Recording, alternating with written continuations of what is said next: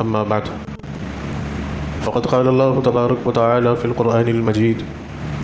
والفرقان الحميد فأعوذ بالله من الشيطان الرجيم بسم الله الرحمن الرحيم كتاب أنزلناه إليك لتخرج الناس من الظلمات إلى النور بإذن ربه إلى صراط العزيز الحميد صدق الله العظيم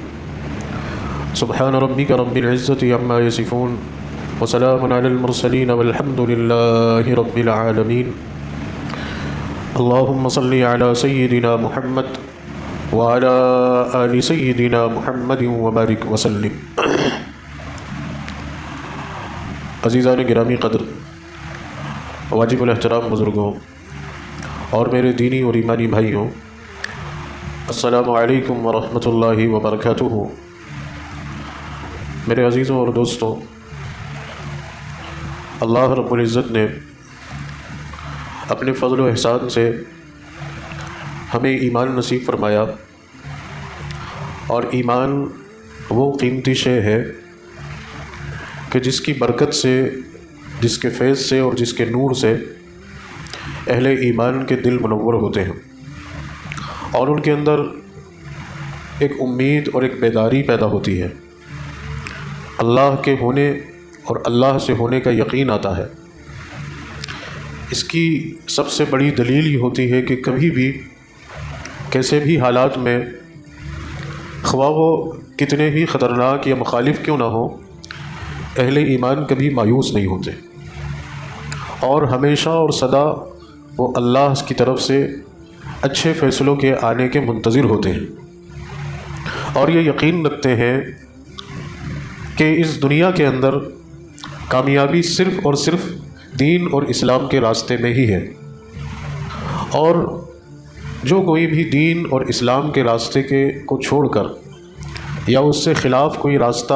طے کرتا ہے یا چنتا ہے، چاہے وہ اپنے دور کا کتنا ہی بڑا انسان، کتنا ہی قابل انسان یا وقت کا بادشاہ ہی کیوں نہ ہو، اس کا انجام ناکامی ہے.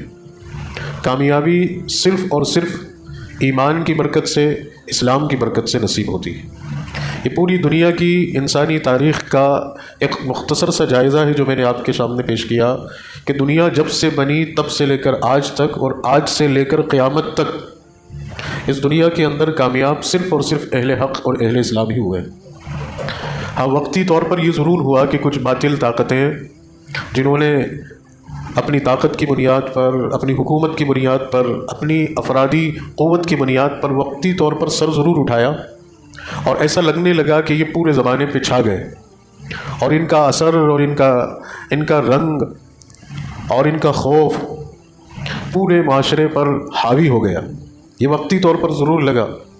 لیکن اللہ کا ایک فیصلہ آیا، اور اس ایک فیصلے میں چند لمحوں میں جو اثر اور جو رنگ چڑھتا ہوا نظر آ رہا تھا وہ سب ختم ہو گئے. یہ انسانی تاریخ کا ایک مختصر سا ایک جائزہ ہے کہ بڑے بڑے ظالم، جابر، طاقتور اس دنیا میں انہوں نے سر اٹھایا، لیکن اللہ کے فیصلوں کے آگے ان کی ایک نہیں چلی. اللہ نے انہیں ذلیل اور خوار کر دیا، اللہ نے انہیں نامراد کر دیا، اللہ نے ان کے منصوبوں کو ناکام کر دیا، اللہ نے ان کی پلاننگوں کو فیل کر دیا، اللہ نے ان کے جو خواب انہوں نے دیکھے تھے انہیں چکنا چور کر دیا. ان کا غرور ٹوٹ گیا، اور ان کی بساط پلٹتی ہوئی انہیں نظر آنے لگی، اور اس کے نتیجے میں وہ تل ملانے لگے، اور گھبراہٹ اور بوکھلاہٹ میں کچھ سے کچھ کہنے لگے، اور انسانوں کو مزید انسانوں کا دشمن بنانے کی بات کرنے لگے. یہ سب اس بات کے نتائج تھے کہ اب ناکامی ان کا مقدر بننے والی ہے، اور ناکامی نے ان کے گھر کا راستہ دیکھ لیا ہے. اب بس چند دن ہیں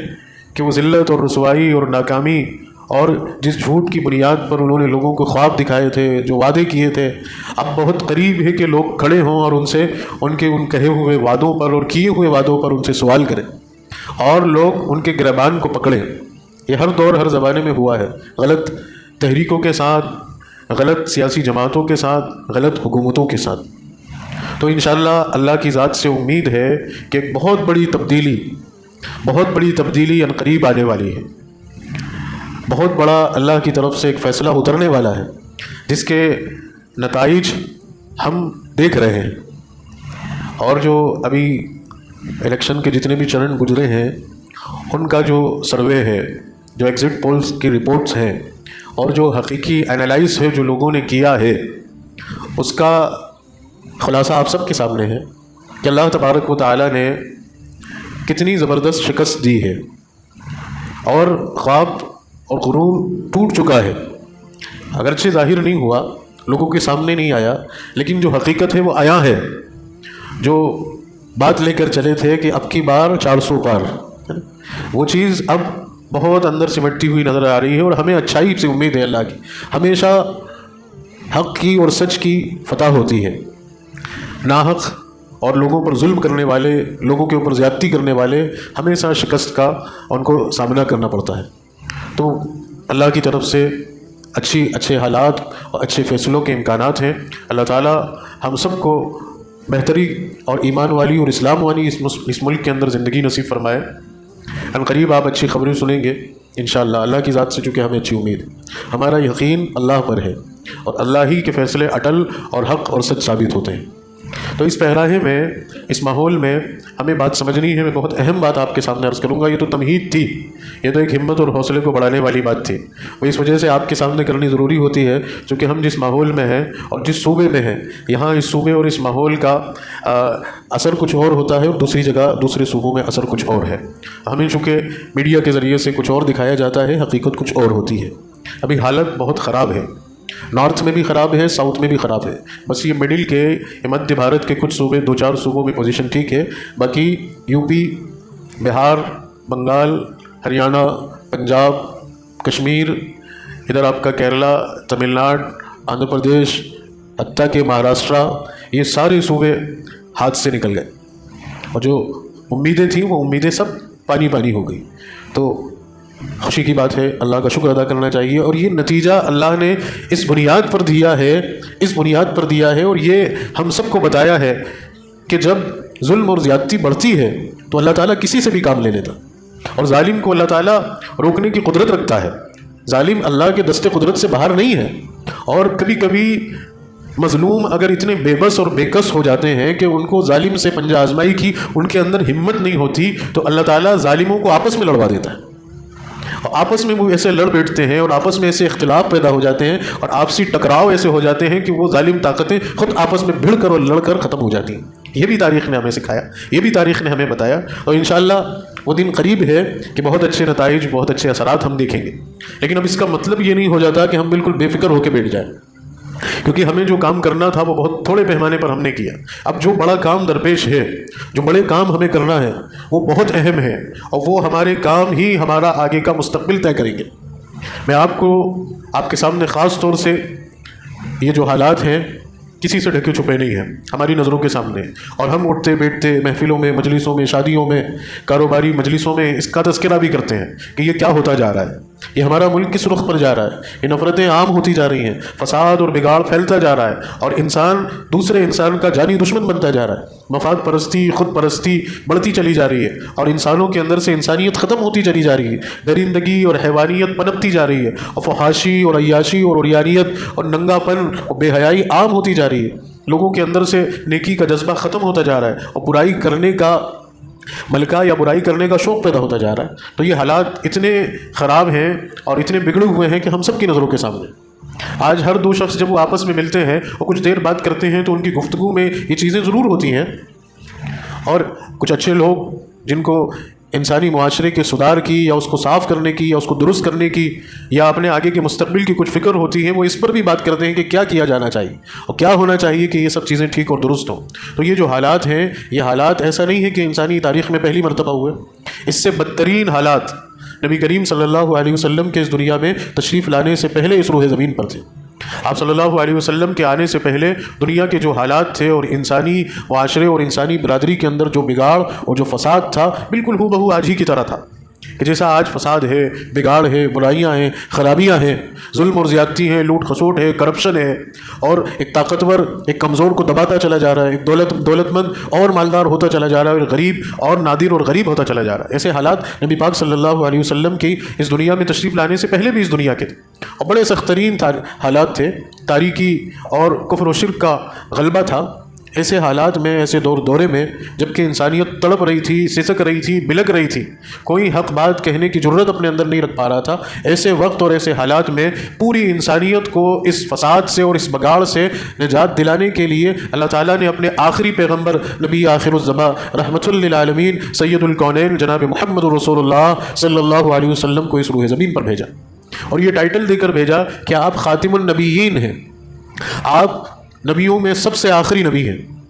آپ سب سے آخری نبی ہیں جن کو اللہ تعالیٰ نے اس روز زمین پر بھیج دیا ہے، اب قیامت تک آپ کے بعد کوئی نبی نہیں ہے، اور چنانچہ آپ کے ذریعے سے ہی، آپ کی تعلیمات سے ہی، اور آپ کو جو کتاب قرآن دی جا رہی ہے، اس کتاب کے ذریعے سے ہی رہتی دنیا تک قیامت تک جتنے بھی انسان اس روح زمین پر رہیں گے ان کے تمام مسئلوں کا حل اس قرآن سے ہوگا، اور آپ کی زندگی کے عمل سے ہوگا، آپ کو نمونہ بنا کر چلنے سے ہوگا۔ اسی لیے قرآن میں اللہ نے کہا کتاب انزلناہ الیک لتخرج الناس من الظلمات الی النور، کہ یہ وہ کتاب مقدس ہے جو لوگوں کو تاریکی سے اور ظلمتوں سے نور کی طرف نکالتی ہے، یعنی گمراہی اور بے دینی سے ہدایت اور کامیابی کی طرف لے کر آتی ہے، اور یہ خدا عز و جل کی طرف سے عطا کی گئی کتاب ہے۔ تو وہ عظیم کتاب آپ کو دی جا رہی ہے، آپ آخری نبی ہیں، اب آپ اس دنیا میں جائیے اور دنیا کے اندر پھیلے ہوئے بگاڑ اور فساد اور خرابیوں کو آپ ختم کیجیے، کیونکہ اب انسانیت کا ہاتھ تھامنے والا کوئی نہیں بچا، انسانوں کو سیدھی راہ دکھانے والا کوئی نہیں بچا، مظلوموں کی آواز اٹھانے والا کوئی نہیں بچا، مظلوموں کا ساتھ دینے والا کوئی نہیں بچا، غریبوں اور مسکینوں اور یتیموں اور محتاجوں کی مدد کرنے والا کوئی نہیں بچا۔ ہر انسان خود پرستی میں اور اپنی ترقی میں اور اپنی کامیابی کے نشے میں چور ہے، کسی کو دوسرے کی کوئی پرواہ اور کوئی فکر نہیں، لوگ عصبیت کی بیماری میں مبتلا ہو چکے ہیں، اور خاندانی اور قبیلائی امتیاز میں لوگ ڈوب چکے ہیں، صرف اپنا اور میرے کا گیت گاتے ہیں اور دوسرے کی کوئی پرواہ نہیں۔ گویا کہ ایک انسان جس کو اللہ تعالیٰ نے سینکڑوں خوبیاں دے کر اور سب سے بڑی بات اس روح زمین پر اپنا خلیفہ بنا کر پہنچایا تھا، وہ انسان مثل حیوان ہو گئے، جانوروں کی طرح زندگی گزار، کہ جیسا ایک جانور صرف اسے اپنے پیٹ کی فکر ہے، اسے دوسرے جانور کی کوئی ہمدردی نہیں، کوئی اس کو احساس نہیں۔ آپ دیکھیں کہ آپ جو ہے آپ ایک روٹی کا ٹکڑا کسی جانور کو ڈالیں، وہ فوراً آپ کے ہاتھ سے چھین کر بھگتا ہے اور ایک طرف جا کے کھانے لگتا ہے، اسے کوئی پرواہ نہیں کہ میرے ساتھ کچھ اور ہے۔ ہاں ماں ہے تو ماں کے اندر ہمدردی ہے، کہ اس ماں کے اندر اللہ تعالیٰ نے اپنے اس کے بچوں کا یہ درد ڈالا ہے کہ وہ بچوں کی فکر کرتی، باقی کوئی نہیں کرتا۔ تو وہی حال اگر انسانوں کا ہو جائے کہ بس میرا منافع، میری ترقی، میری کامیابی، میری خوشحالی، تو آپ سوچئے کہ انسانی معاشرہ کیوں کر پھر جانوروں سے ممتاز ہوگا؟ وہ تو جانوروں سے بھی بدتر ہو گئے، وہ تو جانوروں سے بھی گر گیا۔ آج یہی حال ہم دیکھتے ہیں کہ ایک طاقتور کتا دوسرے کمزور کتے کو ہڑکاتا ہے، دوڑاتا ہے، مارتا ہے، بھونکتا ہے، اور آج انسانی سماج کا بھی یہ حال ہے کہ جس کو اللہ نے پیسے دے دیے، جس کو اللہ نے طاقت دے دی، وہ غریبوں کو اور مظلوموں کو ان کے اوپر زیادتی کر رہا ہے۔ تو یہی حال اگر انسانی برادری کا ہو جائے تو آپ سوچئے کہ اس دنیا کا کیا حال ہو رہا ہوگا۔ اب اس کو سدھارنے کے لیے، اس گندگی کو صاف کرنے کے لیے اللہ تعالیٰ نے اس دور اور اس زمانے میں نبی کریم صلی اللہ علیہ وسلم کو بھیجا۔ تو یہ بات طے ہوئی کہ اس دنیا کے اندر سے اور پورے انسانی سماج کے اندر سے ان تمام برائیوں کو ختم کرنے کے لیے جو پہلا قدم ہوگا یا جو پہلا کام ہوگا یا جہاں سے سدھار اور اصلاح کا آغاز ہوگا، وہ نبی کریم صلی اللہ علیہ وسلم کی ذات ہوگی، وہ نبی کریم صلی اللہ علیہ وسلم کی ذات ہوگی، کہ نبی کریم صلی اللہ علیہ وسلم کی ہستی کو اور آپ کی ذات کو سامنے رکھ کر ہی اس دنیا کے اندر سے خرابیوں کو دور کیا جا سکتے۔ آپ کی ذات اور آپ کی ہستی کو ہٹا کر آپ لاکھ کوشش کر لیں، اور دنیا میں ہوتی بھی رہی ہیں اور ہو بھی رہی ہیں، بڑی بڑی تنظیمیں، بڑی بڑی جماعتیں اور بڑے بڑے سنگٹھن دنیا کے اندر پہلے بھی بنے اور آج بھی موجود ہیں، اور وہ انہی فکروں پر کام کر رہے ہیں کہ دنیا کے اندر سے کیسے بھوکمری ختم ہو، کیسے غریبی ختم ہو، اور کیسے انسانوں کے اندر ہمدردی اور امن اور سلامتی آئے۔ بڑی بڑی تنظیمیں، پورا کہ پورا آپ کا یونائٹڈ نیشن ہے، UNO بنا ہوا ہے، کہ جس میں ہر ملک سے خاص لوگوں کو اور قابل اور باصلاحیت لوگوں کو انہوں نے اپنی اس تنظیم میں، اپنی اس شورا میں انہوں نے جمع کر رکھا ہے، اور وہ پھر بیٹھتے ہیں اور پھر وہ کام کرتے ہیں کہ کیسے غریبی ختم ہو، کیسے بھوکمری ختم ہو، کیسے دنیا کے اندر سے بیماری ختم ہو، اور یہ ختم ہو اور وہ ختم ہو، اور وہ انسانی برادری اور انسانی ہمدردی کے بڑے بڑے نعرے اور بڑے بڑے پلیٹ فارم وہ بناتے ہیں، لیکن کیا ہو رہا ہے؟ ان سب کے باوجود بگاڑ اور پھیلتا جا رہا ہے، ان سب کے باوجود ناکامی اور بڑھتی جا رہی ہے۔ ایسا نہیں ہے کہ کچھ اچھے لوگ بھی اس میں شامل ہوتے ہیں، اچھے لوگ بھی ان میں ہوتے ہیں، لیکن وہ ٹریک غلط ہوتا ہے، وہ طریقہ غلط ہوتا ہے، وہ لاہیہ عمل غلط ہوتا ہے، جس کی وجہ سے صحیح معنوں میں کامیابی نہیں مل پاتی ہے اور ناکامی ہی ملتی ہے۔ اور صحیح ٹریک اور صحیح راستہ نبی کریم صلی اللہ علیہ وسلم کی ذات مقدس ہے، آپ صلی اللہ علیہ وسلم کی ہستی ہے۔ آپ کی ذات اور آپ کی ہستی کو سامنے رکھ کر ہی اس دنیا کے اندر سے چھوٹا سے چھوٹا اور بڑا سے بڑا بگاڑ ختم کیا جا سکتا ہے۔ آپ کی ہستی کو ہٹا کر لوگ کتنی کوشش کر لیں، رتی برابر بھی سدھار یا رتی برابر بھی کامیابی نہیں آ سکتی۔ یہ سچائی ہے سب سے بڑی، یہ سب سے بڑی سچائی، یہ ایسی ہی سچائی ہے جیسا کہ اللہ پر ایمان اور رسول اللہ پر ایمان۔ اللہ پر ایمان اور رسول اللہ پر ایمان کا تقاضا ہی یہی ہے کہ ہم سب سے ابتر اور اعلیٰ اور اپنا مقتدا اور اپنا متبع نبی کریم صلی اللہ علیہ وسلم کو مانیں کہ آپ کی ہستی ہی آئیڈیل ہستی ہے، آپ کی ذات کے اندر ہی خیر ہے، آپ کے طریقوں میں ہی خیر ہے اور آپ کے طریقوں میں ہی کامیابی ہے، گزرے ہوئے زمانے میں بھی اور آج بھی اور رہتی دنیا تک۔ اسی لیے آپ نے فرمایا کہ دنیا کے اندر جب جب بھی بگاڑ پیدا ہوگا، فساد پیدا ہوگا، خرابیاں پیدا ہوگی اور انسانی معاشرہ بگاڑ اور تباہی کے راستے پر چل پڑے گا، تو اس کو سدھارنے کے لیے لوگوں کو پھر لوٹ کر آنا پڑے گا میری سنت پر اور میرے طریقے پر۔ جب لوگ میری سنت اور میرے طریقے پر آئیں گے تو اس کے نتیجے میں کامیابی آئے گی، اس کے نتیجے میں خوشحالی آئے گی، اس کے نتیجے میں ترقی آئے گی۔ تو یہ بات بنیادی طور پر ہمیں تسلیم کرنا ہے کہ نبی کریم صلی اللہ علیہ وسلم کی ہستی اور آپ کی ذات اور آپ کی شخصیت ہی آئیڈیل ہے، اور آپ کی ذات، آپ کی شخصیت، آپ کی ہستی کو ہی سامنے رکھ کر ہمیں زندگی گزارنا ہے، چاہے وہ اپنی انفرادی زندگی ہو، چاہے وہ اپنی اجتماعی زندگی ہو، چاہے وہ قومی اور ملی زندگی ہو۔ ہر شخص کو اپنی انفرادی زندگی میں، اپنی ذاتی زندگی میں بھی، خود اس کی پرسنل لائف میں بھی نبی کریم صلی اللہ علیہ وسلم کو اپنا آئیڈیل بنانا ہوگا، اور نبی کریم صلی اللہ علیہ وسلم کا جو اسوہ ہے، آپ کا جو طریقہ کار ہے، اس طریقہ کار کو مضبوطی سے پکڑنا پڑے گا، اور اسی میں اللہ نے کامیابی رکھی، اسی میں اللہ نے ترقی رکھی ہے، اسی میں اللہ نے خوشحالی رکھی ہے، اور اسی میں دنیا اور آخرت کی کامیابی اور ترقی ہے۔ اگر ہم اس کو چھوڑ دیں، آپ کے طریقے کو چھوڑ دیں، اور لاکھ کتنا ہی اچھا اور کتنا ہی مہذب اور کتنا ہی سلیقہ مند رواج یا طریقۂ زندگی اختیار کر لیں، اس میں خوشحالی نہیں ہے، اس میں کامیابی نہیں ہے۔ آج وہ ممالک جو انسانی برادری کے اندر اپنے آپ کو بڑے تہذیب یافتہ اور بڑے ترقی یافتہ شمار کرتے تھے، آج ان کا حال یہ ہے، اور خاص طور سے پورا ویسٹ، پورا یورپ جو پچھلے کچھ سالوں سے اپنے آپ کو انسانی ترقی کے اونچے میناروں پر سمجھتا تھا، آج یورپ کا حال یہ ہے کہ وہاں لوگوں کی زندگی کے اندر سکون نہیں ہے، لوگوں کی زندگی کے اندر خوشی نہیں ہے۔ دولت ہے اور قابلیت بھی ہے، صلاحیت بھی ہے، دولت کے انبار ہیں، بڑے بڑے عالیشان بنگلے ان کے بنے ہوئے ہیں، مہنگی مہنگی کاریں ان کے پاس ہیں، اور وہ دنیا کا ہر کام کرنے کے لیے کیپیبل ہیں، سب کچھ ہے ان کے پاس، لیکن دل کا سکون نہیں ہے، اور حقیقی معنی میں خوشی نہیں ہے، اطمینان نہیں ہے، اور وہ دنیا میں بھٹک رہے ہیں، کبھی کس چیز کی ریسرچ کرتے ہیں، کبھی کہاں جاتے ہیں، کبھی کس کونے میں جا کے بستے ہیں، اور وہ شہری زندگی سے اور ماڈرن زندگی سے اور گلیمر سے پریشان ہو کر وہ آؤٹرس میں جا کر اور قدرتی مناظر میں جا کر سکون تلاش کرتے ہیں، وہ مہینوں مہینوں کا اپنا جو ہے وہ روٹین پلان کرتے ہیں، وہ ٹور پر جاتے ہیں اور دنیا کے چپے چپے اور کونے کونے میں گھومتے ہیں، اور دنیا پہ پھیلی ہوئی خوبصورتی اور آبشاروں کو اور جھرنوں کو اور سمندری تٹوں کو کھنگالتے اور ٹٹولتے ہیں، اور وائن پیتے ہیں، دارو پیتے ہیں، بیئر پیتے ہیں، شراب پیتے ہیں، اس وجہ سے کہ کچھ تو سکون ملے اس بھگدڑ بھری زندگی میں، اور پتہ نہیں کیا کیا کرتے ہیں، لیکن نتیجہ آخر میں جا کر یہی کہ وہی ناکامی، نامرادی اور خوشی نہیں ہے۔ صرف اس لیے نہیں ہے، نبی کریم صلی اللہ علیہ وسلم کا طریقہ نہیں ہے۔ بڑی تعداد میں یورپ کے اندر لوگ اسلام میں داخل ہو رہے ہیں، اس کی بڑی وجہ یہ ہے کہ ان لوگوں نے ایک ماڈرن زندگی گزار لی، ایک آزادانہ زندگی گزار لی، کہ جہاں گناہ اور کوئی روک ٹوک پر کوئی بندش نہیں ہے، کسی بھی روک ٹوک پر بندش نہیں ہے، وہ سارے کام انہوں نے کر کے دیکھ لیے، اور وہ کام کرتے کرتے جب کسی مسلمان کو دیکھتے تھے اور وہ مسلمان کے اندر پیس دیکھتے تھے، ایک سکون دیکھتے تھے، ایک اطمینان اور ایک خوشحالی دیکھتے تھے، اور اس کا اپنے آپ کو سنوارنا اور اپنے آپ کو مطمئن رکھنا دیکھتے تھے، تو وہ اس سے حیران ہوتے تھے کہ یہ اتنا پیسفل کیوں ہے، اس کے اندر اتنا ریسٹ کیوں ہے، یہ اتنا خوش کیوں نظر آتا ہے، اور اس کی لائف اسٹائل اتنی آسان کیوں ہے۔ میں ایک مثال آپ کو دوں گا کہ ایک بہت بڑے میگزین نے، انٹرنیشنل میگزین میں ایک بات لکھی تھی کہ ساؤتھ افریقہ کا کے جو ایک بہت ہی مہذب پلیئر تھے جن کا نام ہاشم املہ ہے، ان کے بارے میں لکھا تھا اس نے کہ ساؤتھ افریقن کرکٹ ٹیم کے جو پلیئرز ہاشم املہ کو دیکھتے تھے تو ان کے اندر یہ تاثرات پیدا ہوتے تھے کہ یہ کیسا بندہ ہے کہ ہر حال میں خوش ہے،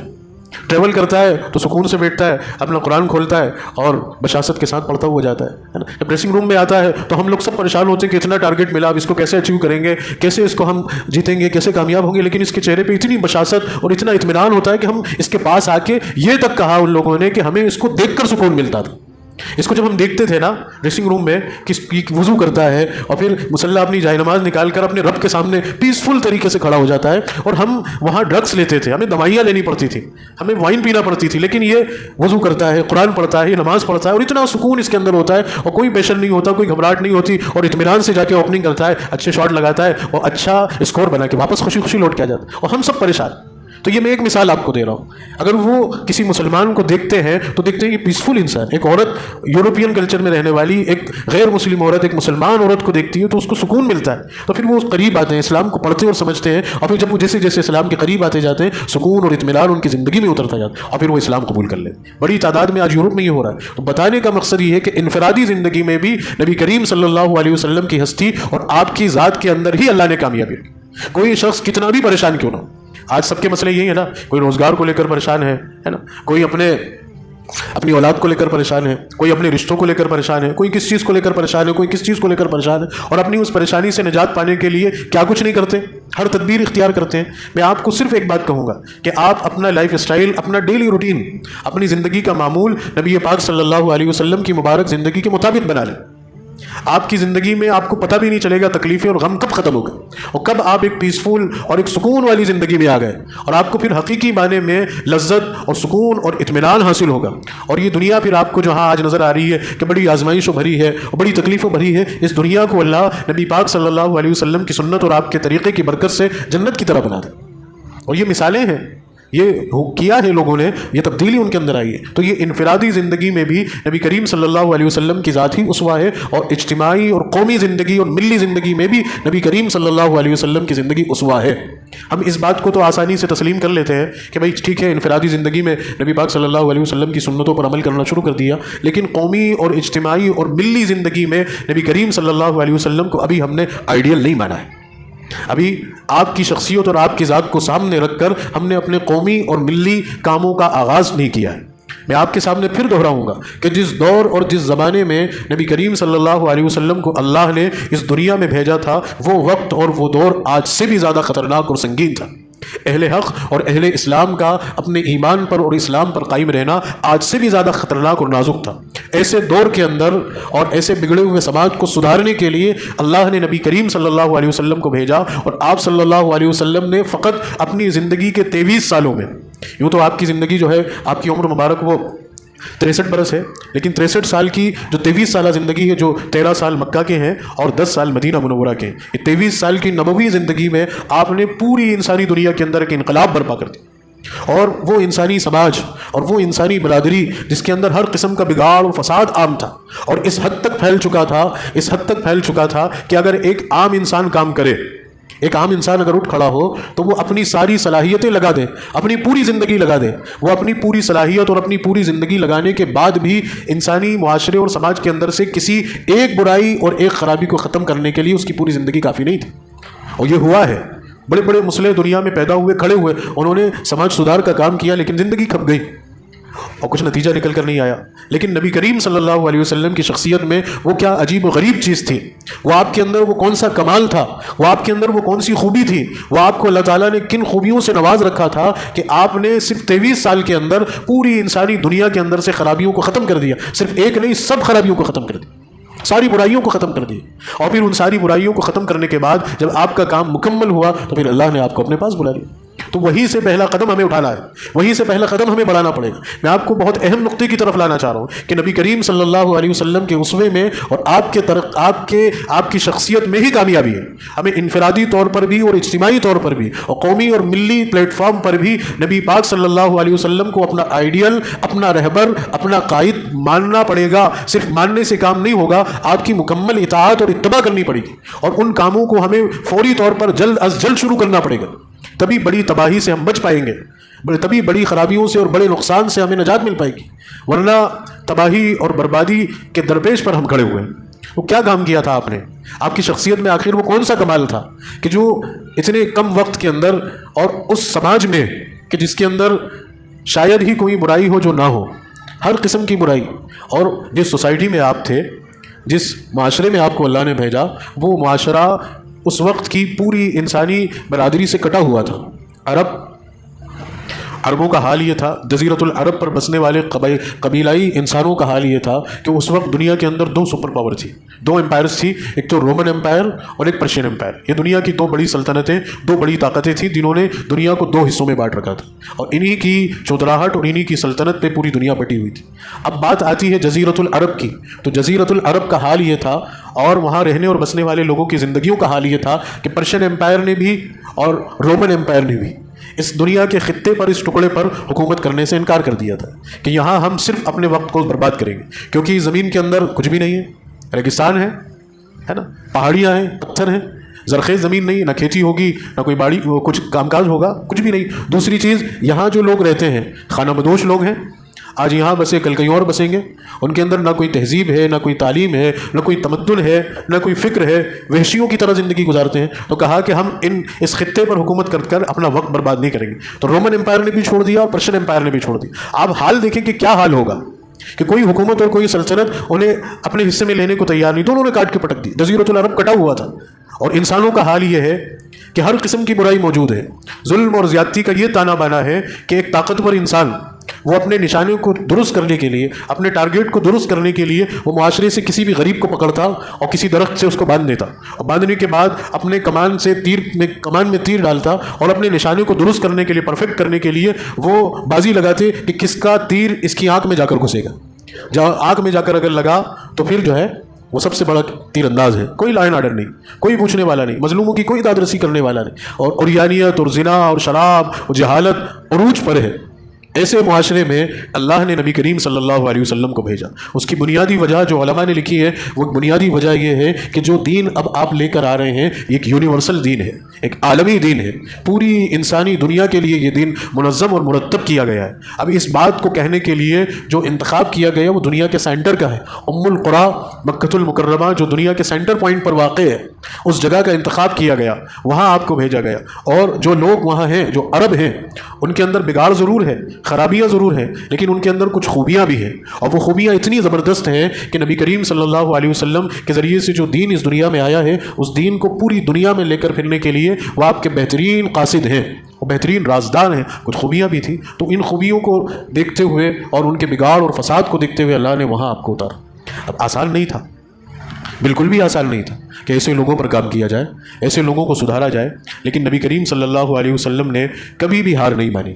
کبھی بھی آپ پیچھے نہیں ہٹے، کبھی بھی آپ نے مایوسی آپ کے اندر نہیں آئی کہ ان لوگوں پر کام کرنا کیسے آسان ہوگا۔ آپ پہلے ہی دن سے اٹھ کھڑے ہوئے اور آپ نے پہلے ہی دن سے ان لوگوں پر کام کیا۔ سب سے پہلا کام نبی پاک صلی اللہ علیہ وسلم نے کیا کیا، وہ کام ہم سب کو کرنا ہے۔ میں انشاءاللہ اپنے آگے جمعوں کے اندر نبی کریم صلی اللہ علیہ وسلم کی مبارک زندگی کے یہ اہم نقطے اور اہم پہلو جن پر آپ نے کام کیا اور جن کی ابھی سب سے زیادہ ہمیں ضرورت ہے، اور جہاں سے ہمارے اندر سدھار پیدا ہوگا، جہاں سے ہمارے اندر ایک تبدیلی آئے گی، ان پر گفتگو کروں گا۔ تو سب سے پہلا کام نبی کریم صلی اللہ علیہ وسلم نے کیا وہ یہ تھا کہ آپ نے لوگوں کو اللہ کی عبادت پر کھڑا کیا، اور ایک اللہ کو ماننے اور ایک اللہ کی عبادت کرنے پر لوگوں کو آپ نے بلایا۔ یہ سب سے بڑا قدم تھا، سب سے بڑا قدم تھا۔ آپ کتنا ہی کام کر لیں، آپ کتنے ہی سماج سدھار کے کام کر لیں، لوگوں کو کتنے ہی کچھ بھی کر دیں، لیکن اگر لوگ اللہ کی عبادت پر نہیں آئے تو کچھ بھی نہیں ہو سکتا۔ تو سب سے پہلا کام یہ ہے کہ ایک اللہ کی عبادت کی طرف بلانا، اور ایک اللہ کی عبادت کی طرف بلانا اس لیے ضروری تھا کیونکہ وہاں انہوں نے سینکڑوں بت بنا رکھے تھے، ہے نا، ہر چیز کا الگ بت مانتے تھے۔ وہ یہ مانتے تھے کہ یہ روزی دینے والا ہے، یہ اولاد دینے والا ہے، یہ صحت دینے والا ہے، یہ تندرستی دینے والا ہے، تو ہر ایک کو اس طرح سے پوچھتے تھے۔ آپ صلی اللہ علیہ وسلم نے ایک اللہ کی طرف بلایا، اور اس میں سب سے بڑی چیز جو آپ نے جو اختیار کی اور جو آپ کی خوبی تھی وہ یہ تھی کہ آپ نے کبھی بھی کسی ایک قوم کو یا ایک برادری کو یا ایک علاقے میں رہنے والے لوگوں کو اپنی دعوت کا مرجع نہیں بنایا، بلکہ آپ نے پوری انسانیت کو سامنے رکھا۔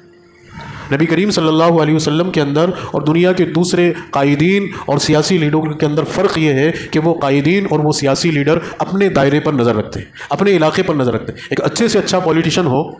آپ اس کو دیکھیں کہ وہ صرف اپنے چھیتر کے اندر کام کرتا ہے، اپنے لوگوں میں کام کرتا ہے، اپنی فیلڈ میں کام کرتا ہے، وہ اپنے لوگوں کو کیا اسکیم دلا سکتا ہے، ان کا کیا فائدہ کر سکتا ہے، وہ صرف اپنے لوگوں کو دیکھتا ہے۔ لیکن نبی کریم صلی اللہ علیہ وسلم نے صرف عربوں کو ٹارگیٹ نہیں کیا، آپ نے پوری انسانیت کو ٹارگیٹ کیا، پوری انسانیت کی فلاح اور بہبود سوچی، پوری انسانیت کی ترقی اور خوشحالی آپ نے سوچی۔ آپ نے صرف مسلمانوں کا بھلا نہیں سوچا، آپ نے دنیا میں رہنے والے ہر انسان کا بھلا سوچا۔ آپ کی دعوت کے پہلے مخاطب عرب تھے اور مسلمان تھے، لیکن آپ کی دعوت میں، آپ کی نصیحتوں میں پوری انسانیت شامل ہوتی. تو یہ مزاج، عالمی مزاج آج ہم مسلمانوں کو پیدا کرنا پڑے. یہ عالمی بیداری ہم مسلمانوں کو پیدا کرنی پڑے کہ ہمارے پاس جو دین ہے وہ دین اتنا محدود نہیں ہے کہ ہم صرف اپنے لوگوں کے لیے سوچیں. ہم وہاں جا کر فیل ہو جاتے ہیں، وہاں جا کر ناکام ہو جاتے ہیں اور اللہ کی مدد سے محروم ہو جاتے ہیں، جہاں پر ہم یہ سوچتے ہیں کہ ہم صرف اپنے لوگوں کا بھلا چاہیں.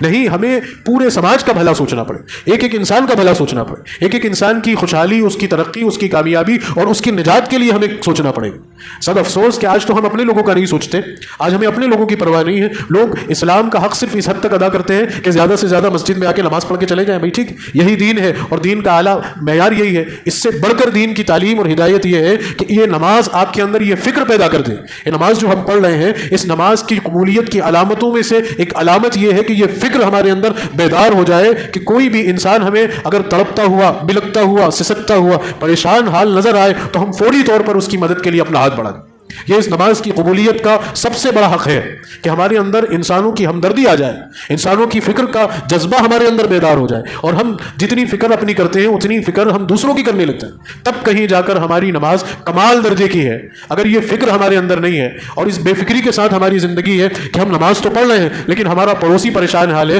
ہمیں اس کی کوئی پرواہ نہیں. ہم نماز تو پڑھ رہے ہیں، ہمارا بھائی تڑپ رہا ہے اور وہ مسائلوں سے گھرا ہوا ہے اور ہم اس کی مدد کر سکتے ہیں لیکن کرنے کے باوجود بھی ہم نہیں کر رہے، ہماری نماز کسی کام کی نہیں. آپ اس حال میں فرض نمازیں کیا آپ تہجد کے پابند بن جائیں، آپ کتنی کمال درجے کی عبادت کرنے والے بن جائیں، آپ کی یہ عبادت آپ کو وہ فائدہ نہیں پہنچا سکتی جو عبادت آپ کو اس حال میں فائدہ پہنچائے گی کہ آپ کے اندر دوسروں کی فکر اور دوسروں کی تڑپ ہو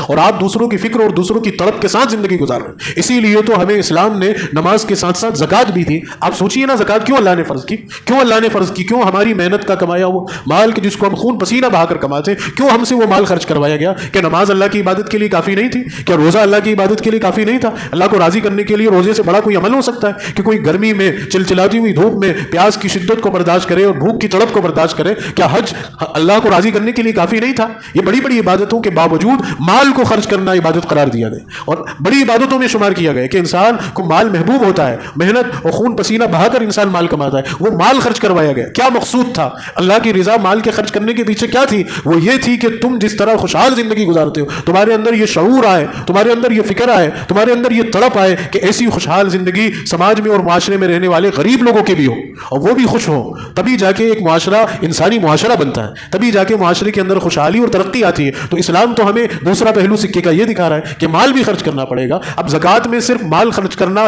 ہی مقصود نہیں ہوتا، اس کے ساتھ ساتھ یہ بھی کہا گیا کہ جو شخص جس طرح بھی کسی کی بھی مدد کرنے کی اپنے اندر صلاحیت رکھتا ہے وہ اس اعتبار سے مدد کرے. آپ صرف اگر مال خرچ کرنے سے کام چل جایا ہوتا انسانی معاشرے کا تو معاشرے کے اندر تو چند لوگ مالدار ہوتے اور بڑا طبقہ ایسا ہوتا ہے کہ جو زکوٰۃ سے فری ہے. اب وہ کیا کریں گے؟ ان کے ذمے بھی یہ کام لگایا کہ آپ کے ذمے بھی یہ کام ہے کہ آپ کسی کی مدد کے لیے جو کر سکتے ہیں وہ کریے. آپ دیکھیے کہ آپ جو ہے گاڑی سے جا رہے ہیں اور ایک کوئی کمزور انسان ٹھیلا دھکا رہا ہے اور ٹھیلا دھکاتے دھکاتے اس کو اوٹ لگ جائے یا گھاٹی آ جائے، اس کو دھکانے میں اور آگے بڑھانے میں دشواری ہو، تو اب آپ رکیے، اب آپ ٹھہریے اور آپ اپنی گاڑی سے اتریے اور اس کی مدد کے لیے ہاتھ لگائیے. آپ اس کی مدد کریں گے، اللہ زندگی میں جہاں آپ کی گاڑی رکے گی آپ کی مدد کرے گی. اور دنیا کا کوئی انسان آپ کے اوپر ہنسے گا نہیں، کوئی انسان آپ کا مذاق نہیں بنائے گا، بلکہ جو دیکھے گا اس کی نظروں میں آپ کی اہمیت بڑھے گی کہ کیا انسان ہے. تو یہ اس طرح سے ایک میں نے مثال دی ہے. ایسے ہی آپ کسی کو کس حال میں دیکھیں، یہ تو ایک مثال ہاتھ لگانے کی دی ہے، کسی بھی حال میں آپ دیکھیں آپ اس کی مدد کے لیے آگے آ جائیں. تو یہ کام نبی کریم صلی اللہ علیہ وسلم نے کیا تھا. یہی تو وجہ تھی کہ لوگ جوک در جوک اسلام میں داخل ہوئے. آپ کا گزر ہو رہا ہے، آپ راستے سے گزر رہے ہیں اور آپ کو ایک گھر سے آواز آ رہی کہ میرے اوپر رحم کرو، میرے اوپر رحم کرو. آپ کے قدم رک گئے، آپ رکے اور آپ نے دروازہ کھٹکھٹایا کہ بھئی کیا بات ہے، کس کے اوپر زیادتی ہو رہی. جب دروازہ کھلا تو پتہ چلا کہ اندر بلال ہے اور بلال کے اوپر ان کا آقا ظلم کر رہا ہے، ان کے اوپر کوڑے مار رہا ہے، ان کے اوپر زیادتی کر رہا ہے. نبی کریم صلی اللہ علیہ وسلم رکے اور آپ نے ان کے آقا سے بات کی کہ بھائی اس کو تھوڑی دیر کی راحت دے دے، اگرچہ تو اپنے کوڑے برسانا چاہتا ہے تو میری پیٹھ پہ برس، لیکن اس مظلوم کو راحت دینا. یہی بات تو حضرت بلال کے دل کے اندر گھر کر گئی تھی کہ یہ کتنا محسن انسان ہے، یہ کتنا ہمدرد انسان ہے، اس کے اندر انسانیت کی کتنی ہمدردی ہے کہ یہ صرف مجھے بچانے کی بات نہیں کر رہا بلکہ جو شدت اور جو زیادتی اور جو کوڑے میں اپنی پیٹ پر کھا رہا ہوں اس نے اپنے آپ کو پیش کر دی. انسانیت کی ہمدردی کی اس سے بڑی کوئی مثال ہو سکتی؟ اس سے کوئی بڑی مثال ہو سکتی ہے جو رب کا دلارا ہو، خدا کا محبوب ہو، جس کی بلائیں آسمان سے چاند اتارے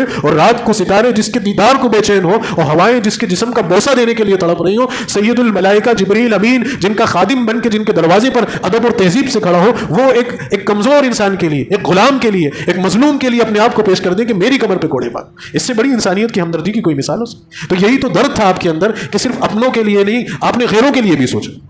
اپنوں کے ساتھ ساتھ غیروں کی ہمدردی بھی آپ کے دل کے اندر تھی. آپ صرف جو مسلمان آپ کے ہاتھ پر ایمان لے آئے تھے مکہ کے اندر، آپ کو ان کی فکر تھی، اس کے ساتھ ساتھ جو مکہ کے اندر غیر مسلم تھے، جو مشرک تھے، ان کی بھی فکر تھی، ان کے لیے بھی آپ تڑپتے تھے، ان کے لیے بھی ہمدردی تھی، ان کے لیے بھی آپ کے دل کے اندر گنجائش اور جگہ تھی. آج ہمارے اندر وہ گنجائشیں ختم ہو گئی. آج جو نفرت دوسروں کے دلوں کے اندر ہے، وہ نفرت کے بیج ہمارے اندر بھی آ گئے کہ اس ملک کے اندر مسلمانوں کے علاوہ بھی سینکڑوں مظلوم ہیں، بہت سارے مظلوم ہیں جو مظلومانہ زندگی گزار رہے ہیں. آج ان کی ہمدردی کی بات، ان کی خیر خواہی کی بات اور ان کو خوشحال زندگی میں لانے کی بات ہمارے تبصروں سے، ہمارے تذکروں سے ختم ہو گئی. تو اللہ نے ہمیں ہمارے حال پہ چھوڑ دیا. یاد رکھ لیجئے، اس دین کے اندر، قرآن